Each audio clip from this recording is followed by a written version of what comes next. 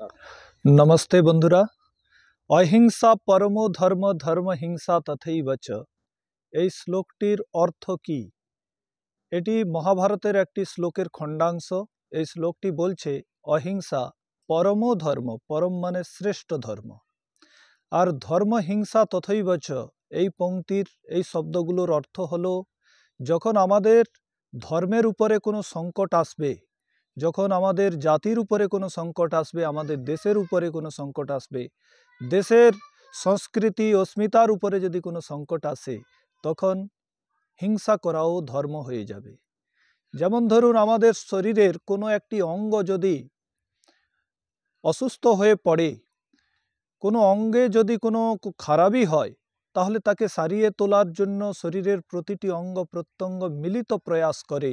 ঠিক তেমনি আমাদের সমাজের যদি ব্রাহ্মণ বর্গ খারাপ হয়ে যায় বা ক্ষত্রিয় বর্গ খারাপ হয়ে যায়, ক্ষত্রিয় বর্গ বাহারি শত্রু মানে আক্রান্তাদের প্রতিহত করতে পারছে না, তখন দেশের সমস্ত বর্গকে অর্থাৎ শূদ্র বৈশ্য ব্রাহ্মণ প্রত্যেককে হাতিয়ার বা অস্ত্র হাতে তুলে ধরা উচিত নিজের দেশকে বাঁচানোর জন্য, নিজের সংস্কৃতি অস্মিতা নিজের অস্তিত্বকে বাঁচানোর জন্য। কিন্তু কোনো এক সময়ে এই ভুল করার ফলে কি ক্ষত্রিয় জাতি কেবল যুদ্ধ করবে আর কেউ লড়াই করবে না, তাদেরকে কেউ সহযোগিতা করবে না, বৈশ্য শূদ্র ব্রাহ্মণ তারা নিরস্ত্রীকরণ করা হলো, তাদেরকে যুদ্ধ থেকে আলাদা রাখা হলো, যার ফলে আমাদের দেশ পরাধীনতার দাসত্বের শৃঙ্খলে আবদ্ধ হলো। আর সেই গুলামের শৃঙ্খলে আবদ্ধ হয়ে আজ আমরা নিজের সংস্কৃতিকে ভুলতে চলেছি। কত বীর বলিদান হয়ে গেল, তাদেরকে আমরা সহযোগিতা করলাম না।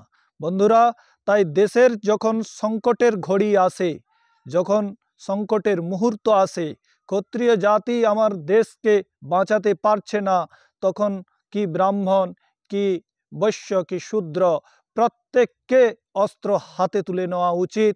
আর একে ধর্ম বলা হয়েছে, কারণ অহিংসা পরমো ধর্ম, ধর্ম হিংসা তথৈব চ। যদি দেশের উপর সংকট আসে, দেশের সংস্কৃতির উপর সংকট আসে, তাহলে অবশ্য দেশকে বাঁচানোর জন্য নিজেকে অস্ত্র তুলে নিতে হবে। হতে পারে আমি ক্ষত্রিয় নয়, আমি ব্রাহ্মণ, হতে পারে আমি বৈশ্য, আমি তো ক্ষত্রিয় নয়, আমি তো শূদ্র, আমি তো ক্ষত্রিয় নয়, তো আমাদেরও কর্তব্য হাতে অস্ত্র তুলে ধরা। তাই এই মহান উক্তিটিকে প্রাঞ্জল করে রাখার জন্য, চিরস্মরণীয় করে রাখার জন্য আমরা তার আদর্শকে জীবনে ধারণ করব। এইভাবেই আমরা দেশকে বাঁচাতে পারবো, দেশকে গুলাম হওয়ার হাত থেকে বাঁচাতে পারবো। নমস্তে বন্ধুরা।